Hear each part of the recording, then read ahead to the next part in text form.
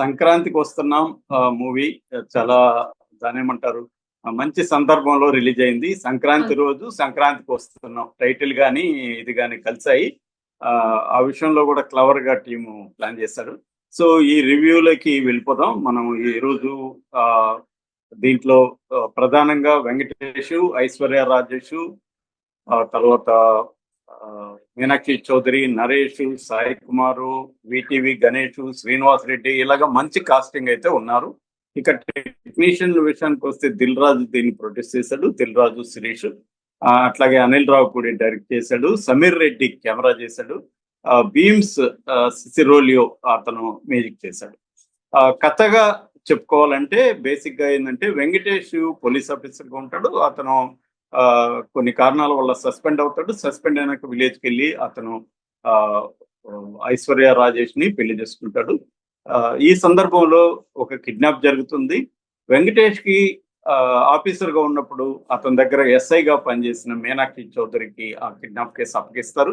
మీనాక్షి చౌదరి ఏమో వెంకటేష్ హెల్ప్ లేకపోతే ఈ కేసు నేను డీల్ చేయలేను అనుకుంటుంది. దాని తర్వాత వెంకటేష్ ని వాళ్ళ సస్పెన్షన్ రివోక్ చేసి వెంకటేష్ ని ఈ కేసుకి ఇన్ఛార్జ్ గా పెడతారు. దానికి అసిస్టెంట్ గా మీనాక్షి చౌదరిని పెడతారు. సో ఈమె ఎక్స్ లవర్ వెంకటేష్ కి మీనాక్షి చౌదరి. సో దానివల్ల వెంకటేష్ వాళ్ళ వైఫ్ ఐశ్వర్య రాజేష్ కి ఒక జలసి, భయం ఇవన్నీ స్టార్ట్ అవుతాయి.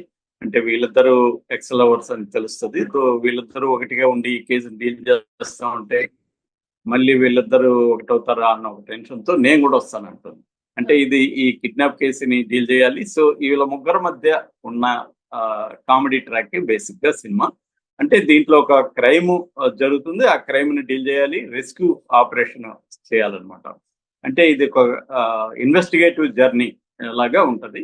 సో గోదావరి జిల్లాలో కొన్ని విలేజెస్ లో కూడా ఈ కథ జరుగుతుంది అనమాట. అలాగా వీళ్ళ ముగ్గురి మధ్య ఇతను ఇన్వెస్టిగేటివ్ జర్నీలో వచ్చే ఫన్నే బేసిక్ గా. అంటే ఒక క్రైమ్ కామెడీ లాగా దీన్ని, క్రైమ్ ఫ్యామిలీ కామెడీ లాగా దీన్ని డీల్ చేస్తాడు. ఇది ఒక కొత్త జాన్రా అని చెప్పచ్చు. అంటే మామూలుగా క్రైమ్ కామెడీలు మనం చాలా వచ్చాయి. రామ్ గోపాల్ వర్మ తెలుగులో దాన్ని ఇంట్రడ్యూస్ చేశాడు క్రైమ్ కామెడీని. ఆ టైప్ అంటే క్రైమ్ చుట్టూ కామెడీని అల్లుకోవడం అనేది చేశాడు. అట్లాగే వంశీ, పెద్ద వంశీ అంటారు, వంశీ కూడా చాలా సినిమాలు చేశాడు. మనకు మంచి క్రైమ్ కామెడీలు అయితే ఉన్నాయి. ఇది క్రైమ్ తో కామెడీతో పాటు ఫ్యామిలీ అండ్ రొమాన్స్, ఒక ట్రయాంగిల్ డ్రామా ఇవన్నీ కూడా వర్కౌట్ చేశారు అనమాట. సో స్క్రీన్ ప్లే ఇంట్రెస్టింగ్ గా చేశాడు Anil Ravipudi. So first half అంతా కూడా సరదాగా వెళ్ళిపోతుంది. సెకండ్ హాఫ్ లో రియల్ స్టోరీ స్టార్ట్ అవుతుంది. సెకండ్ హాఫ్ లో ఒక సస్పెన్స్ కూడా యాడ్ అవుతుంది అనమాట. ఒక సస్పెన్స్ థ్రిల్లర్ లాగా కూడా సెకండ్ హాఫ్ ఉంటుంది. మధ్యలో కామెడీ ఫుల్ గా ఉంటుంది అన్నమాట. సో ఓవరాల్ గా స్క్రీన్ ప్లే విషయానికి వస్తే ఫస్ట్ హాఫ్ కంటే కూడా సెకండ్ హాఫ్ నాకైతే బాగా అనిపించింది. ముఖ్యంగా లాస్ట్ 30 minutes చాలా ఎంగేజింగ్ గా ఉంది అనమాట. అనిల్ రావిపూడి చాలా ఎంగేజింగ్ గా చేశాడు.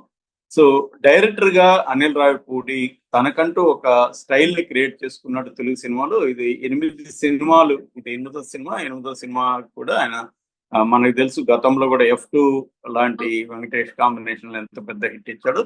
అంటే ఒక యాక్షన్ కామెడీ, క్రైమ్ కామెడీ చేయగలడు అని నిరూపించుకున్నాడు అనిల్ రావిపూడి. అనిల్ రావిపూడి అంటే ఇంకొకటి ఏంటంటే తక్కువ బడ్జెట్ లో చేయగలడు. ఇప్పుడు ఈ సినిమాకి షూట్ చేసిన తర్వాత కనీసం 15 minutes కంటే ఎక్కువ కట్ చేయలేదు అంట అని మనకి ఇంటర్వ్యూలో చెప్పారు. అంటే వేస్టేజ్ లేదనమాట. వేస్టేజ్ లేకపోతే నీకు బడ్జెట్ చాలా కంట్రోల్ అవుతుంది. అంటే స్క్రిప్ట్ లోనే అతను ఎడిటింగ్ స్క్రిప్ట్ అంటారు, స్క్రిప్ట్ లోనే ఎడిట్ చేయడం అనేది అతనికి ఉన్న బలం అనమాట, వేస్టేజ్ కాకుండా.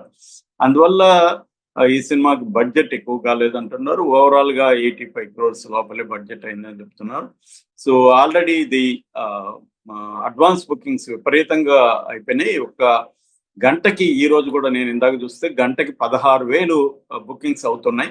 ఆల్రెడీ 401 షోలు హైదరాబాద్ కి ఇస్తే 401 షోలు హౌస్ఫుల్ అయిపోయినాయి హైదరాబాద్ లో. అంతగా దీనికి క్రేజ్ అయితే క్రియేట్ అయింది. మొత్తం రిలీజ్ అయిన 3 సినిమాలు ఏవైతే ఉన్నాయి, గేమ్ చేంజర్, డాకు మహారాజ్, ఈ రెండింటిని డామినేట్ చేసి సంక్రాంతికి వస్తున్నాం అడ్వాన్స్ బుకింగ్స్ అయితే విపరీతంగా అయినాయి, హౌస్ఫుల్ కూడా అయినాయి. ఆ 2 సినిమాలకి గేమ్ చేంజర్ కి 50% ఆక్యుపెన్సీ రేట్ ఉంది, డాకు మహారాజ్ కి 60% ఆక్యుపెన్సీ రేట్ ఉంది ఫస్ట్ డే. కానీ దీనికి దాదాపు 80-90% కొన్ని చోట్ల హౌస్ఫుల్ కూడా 100% కూడా అయినాయన్నమాట. సో ఈ క్రమంలో దీంట్లో ఏంటి హైలైట్స్ ఏంటని చూసుకున్నప్పుడు ప్రధానంగా కామెడీ హైలైట్ అన్నమాట. ఈ సినిమాలో ఫ్యామిలీ అంతా హ్యాపీగా వెళ్ళి ఒక క్లీన్ కామెడీ అంటారు కదా, అలాంటి